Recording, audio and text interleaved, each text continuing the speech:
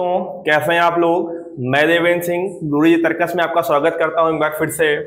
जैसा कि उम्मीद है आपको आपके सेंटर पता चल गए होंगे।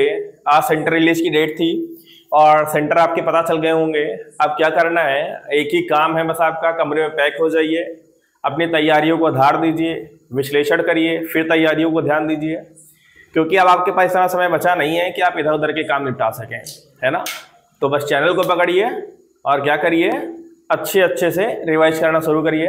और मैं आपको ये आश्वासन दिलाता हूं कि जो ये वीडियो देखने जा रहे हैं आप, इससे आपका एक क्वेश्चन फंसा के ही रहूंगा। इस वीडियो को बहुत ध्यान से देखिएगा। जो भी अगर आपके पास नोट है तो उसमें एडिशनल इसमें से कुछ मिलेगा, आप उसको बढ़ा लीजिएगा। अगर नहीं मिलता है तो आपका एक बार रिवीजन हो जाएगा। और अगर आपने अभी तक पढ़ा नहीं है तो आपके लिए बहुत ही अच्छा वीडियो है।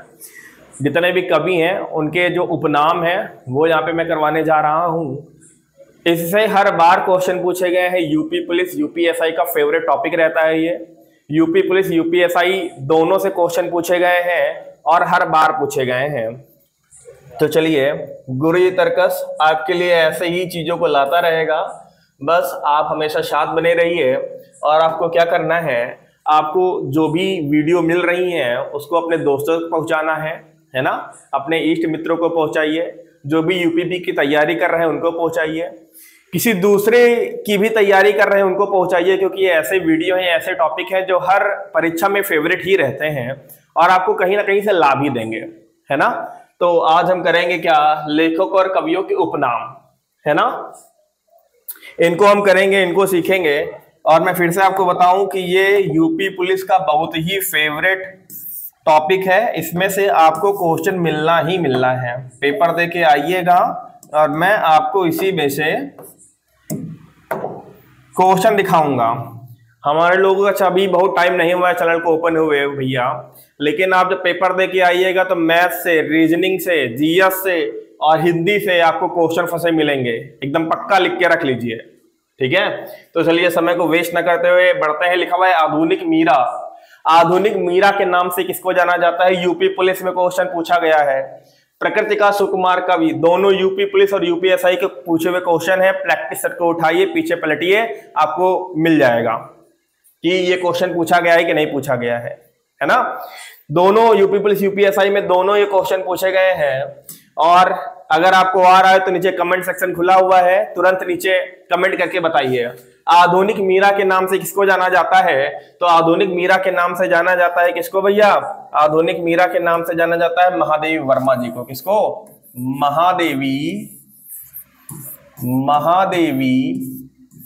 वर्मा जी को किस नाम से जानते हैं, महादेव वर्मा को हम आधुनिक मीरा के नाम से जानते हैं। बहुत ही इंपॉर्टेंट क्वेश्चन है, पूछा गया क्वेश्चन है। लगातार इसको आप देखते रहिए, लगातार समझते रहिए, लगातार रिवीजन करते रहिए। फिर लिखा हुआ है प्रकृति का सुकुमार कवि। तो प्रकृति के सुकुमार कवि की संज्ञा किसको दी गई है, तो प्रकृति के सुकुमार कवि की संज्ञा किसको दी गई है, सुमित्रा नंदन पंत जी को। किसको, सुमित्रा नंदन पंत जी को क्या दिया गया है, सुमित्रा पंत जी को क्या दिया गया है, सुमित्रा पंत जी को प्रकृति के सुकुमार कवि की उपाधि दी गई है, उपनाम दिया गया है ना। फिर अपने अगले क्वेश्चन की ओर बात करते हैं। लिखा हुआ है कवियों का कवि। कवियों का कवि किसको कहते हैं, तो कवियों का कवि किसको कहते हैं, कवियों का कवि कहते हैं शमशेर बहादुर जी को। किसको, शमशेर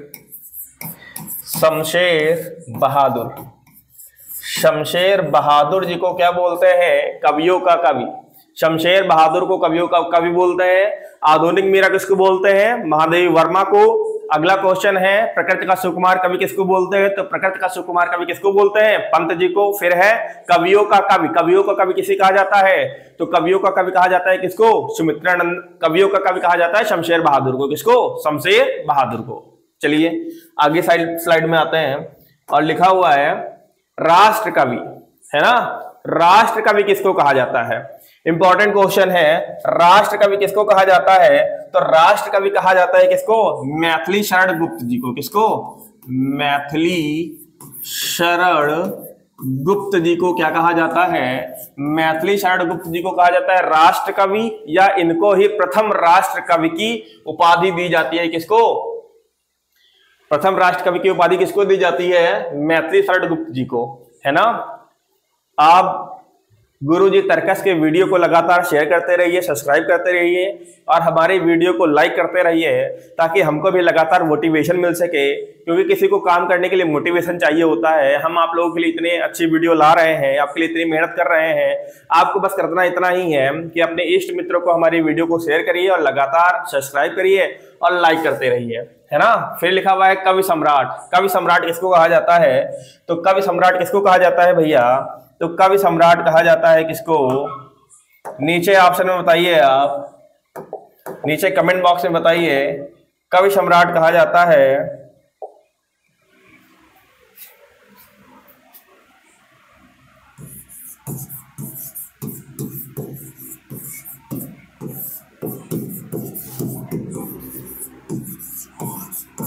अयोध्या सिंह उपाध्याय जी को क्या कहा जाता है?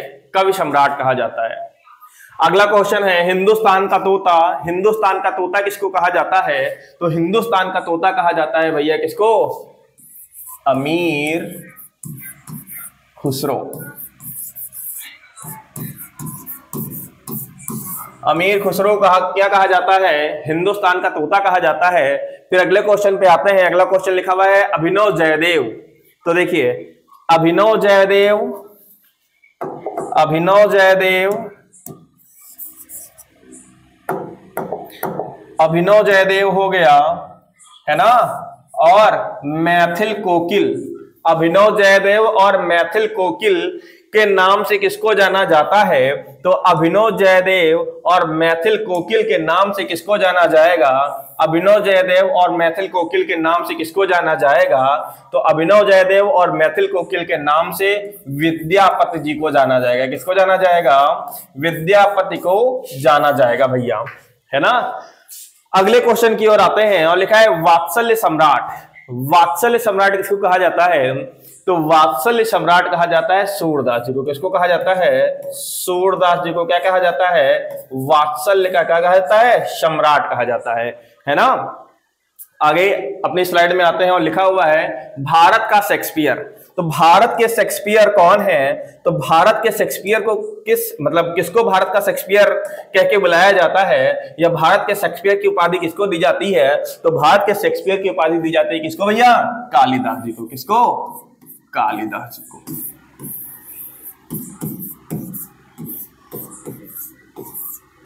कालिदास जी को। फिर लिखा हुआ है भोजपुरी का शेक्सपियर। भोजपुरी का शेक्सपियर या भोजपुरी का भारतेंदु। भोजपुरी का शेक्सपियर या भोजपुरी का भारतेंदु, या बिहार का शेक्सपियर या बिहार का भारतेंदु। बिहार का शेक्सपियर या बिहार का भारतेंदु, या भोजपुरी का शेक्सपियर या भोजपुरी के भारतेंदु के नाम से किसको जानते हैं?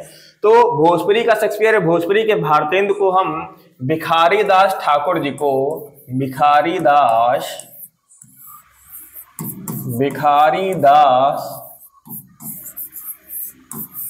ठाकुर जी को, भिखारी दास ठाकुर जी को हम भोजपुरी के शेक्सपियर के नाम से जानते हैं। और भारत का शेक्सपियर किसको कहते हैं? हम कालिदास को कहते हैं।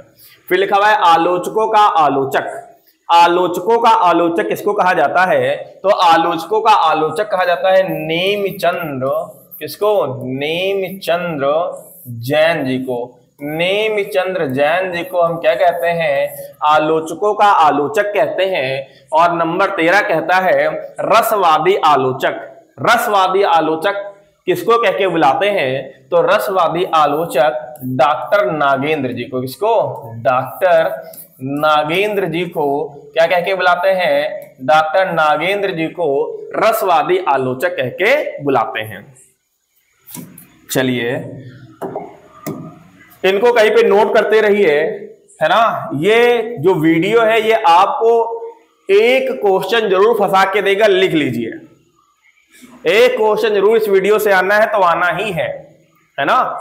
देखिए हिंदी का पाड़िन। हिंदी का पाड़िन किसको कहा जाता है? तो हिंदी का पाड़िन कहा जाता है किशोरी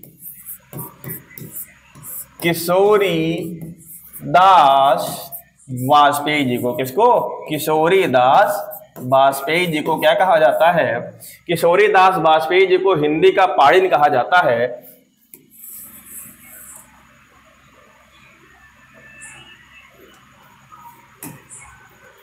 तो देखिए भैया, हिंदी का पाणिनि किसको कहा जाता है? किशोरीदास वाजपेयी जी को कहा जाता है। अगले क्वेश्चन की ओर बढ़ते हैं और लिखा हुआ है हालावादी कवि। क्या लिखा हुआ है? हालावादी कवि। तो हालावादी कवि कहा जाता है हरिवंश राय बच्चन जी को। किसको कहा जाता है? हरिवंश राय बच्चन जी को, हरिवंश राय बच्चन जी को हालावादी कवि कहा जाता है। या हालावादी युग की शुरुआत या हालावादी युग के प्रणेता किसको माना जाता है? हरिवंश राय बच्चन जी को माना जाता है। मधुशाला इनकी बहुत ही फेमस कृति है। आगे की ओर बढ़ते हैं, लिखा हुआ है कठिन गद्य का प्रेत और कठिन काव्य का प्रेत। इंपॉर्टेंट क्वेश्चन है दोनों। लिखा हुआ है कठिन गद्य का प्रेत या कठिन काव्य के प्रेत के नाम से किसको जाना जाता है भैया? तो कठिन काव्य का प्रेत के नाम से जाना जाता है किसको? केशवदास जी को। किसको? केशवदास जी को कठिन गद्य के, गलत हो गया भैया, थोड़ा सा पीछे आएंगे।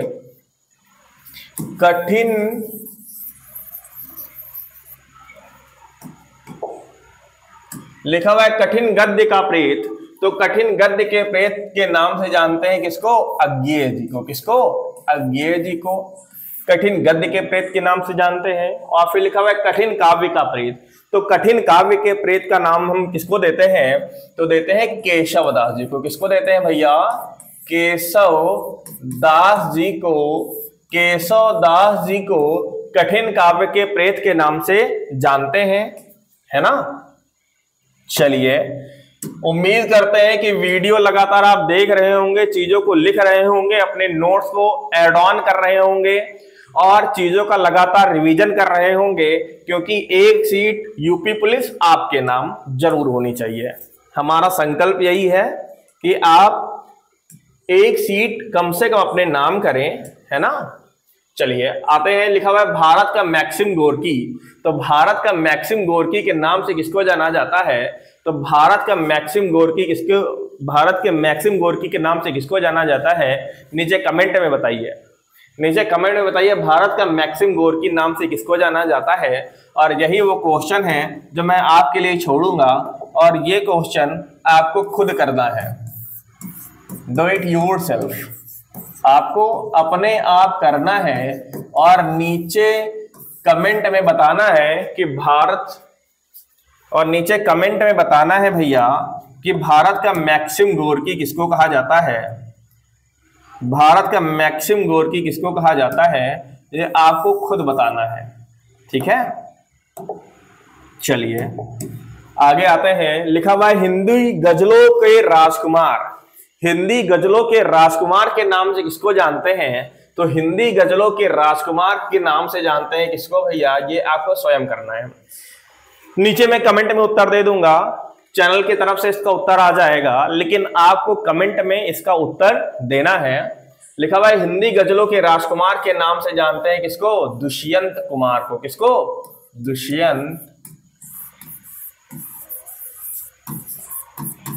दुष्यंत कुमार को किसके? हिंदी गजलों के राजकुमार के नाम से जानते हैं।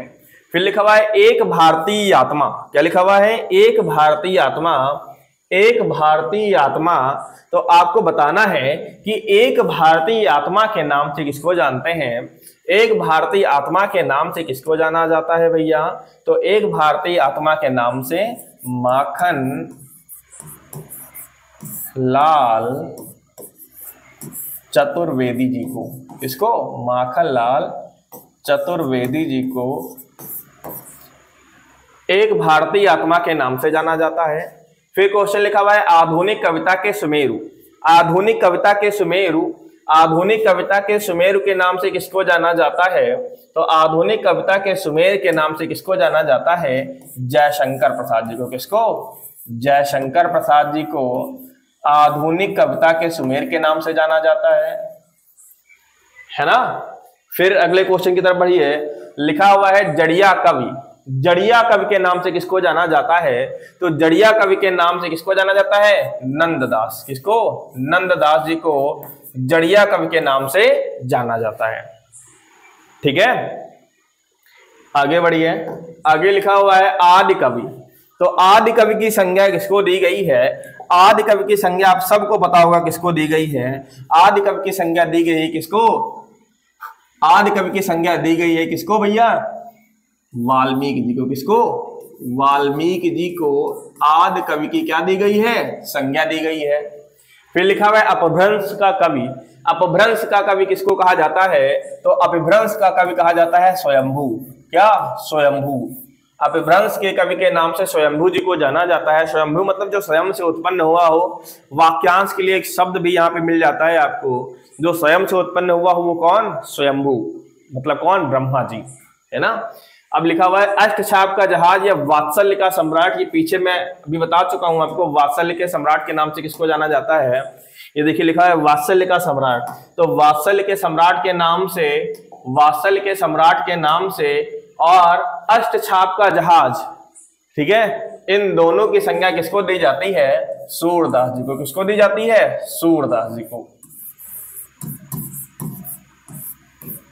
सूरदास जी को अष्टछाप का जहाज या वात्सल्य के सम्राट की संज्ञा दी जाती है।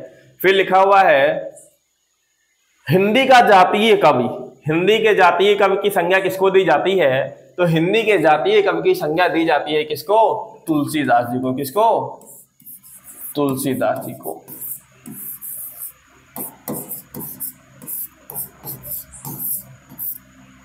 फिर आइए लिखा हुआ है पुराने पंथ का पथिक। पुराने पंथ के पथिक के नाम से किसको जानते हैं? तो पुराने पंथ के पथिक के नाम से किसको जानते हैं? मतीराम जी को। किसको? मतीराम। मतीराम जी को पुराने पंथ के पथिक के नाम से जानते हैं। और फिर लिखा हुआ है बुंदेलखंड का चंद्रवरदाई किसको कहा जाता है? तो बुंदेलखंड का चंद्रवरदाई कहा जाता है वृंदावन लाल शर्मा। वृंदावन लाल शर्मा जी को किसके नाम से जाना जाता है? बुंदेलखंड के चंद्रवरदाई के नाम से जाना जाता है। आइए अपने अगले क्वेश्चन की ओर बढ़ते हैं। लिखा हुआ है हिंदी का प्रथम कवि। तो हिंदी का प्रथम कवि अभी ये मैंने पिछले क्लास में कराया था, जिसमें आपको हिंदी में प्रथम बार में जो चीजें हुई है उनके बारे में बताया गया था। तो लिखा हुआ है हिंदी का प्रथम कवि। तो हिंदी का प्रथम कवि कौन है? सरहपा। कौन? सरहपा। फिर लिखा हुआ है प्रथम सूफी कवि। प्रथम सूफी कवि कौन है? तो प्रथम सूफी कवि है असाइत। कौन? असाइत। और हितैषी, हितैषी के नाम से किसको जाना जाता है? जगदम्बा प्रसाद। जगदम्बा प्रसाद जी को किसके नाम से जाना जाता है? हितैषी के नाम से जाना जाता है। जितने भी क्वेश्चन हैं वो यहाँ पे करवा दिए गए हैं। उम्मीद है कि आपने इनको कहीं पे नोट कर लिया होगा और आपको खुद एक क्वेश्चन का जवाब देना है। क्वेश्चन है क्या? क्वेश्चन है भारत का मैक्सिम गोर्की। क्या? भारत का मैक्सिम गोर्की के नाम से किसको जाना जाता है? इस क्वेश्चन का उत्तर आपको स्वयं देना है। बाकी क्वेश्चन के उत्तर दे दिए गए हैं। लगातार आप इनको देखते रहिए। इस वीडियो से एक क्वेश्चन आपका पक्का फंसेगा। आप इसको देखते रहिए, कहीं पे नोट कर लीजिए, रिवीजन करते रहिए। जो आपके इष्ट मित्र हैं उनको भी ये भेज दीजिए। ये सबके लिए लाभदायी है। और आपको करना क्या है? आपको हमारे चैनल गुरुजी तर्कस को लाइक करना है, शेयर करना है और सब्सक्राइब करना है। कम से कम आप एक लाइक तो हम लोगों को दे ही सकते हैं, हमारी मेहनत को दे ही सकते हैं। और इसी के साथ मैं देवेंद्र सिंह आज की क्लास से विदा चाहूंगा और हम आपको कल एक नए वीडियो में मिलते हैं। इसी के साथ अपनी तैयारी को लगातार बनाए रखिए। धन्यवाद।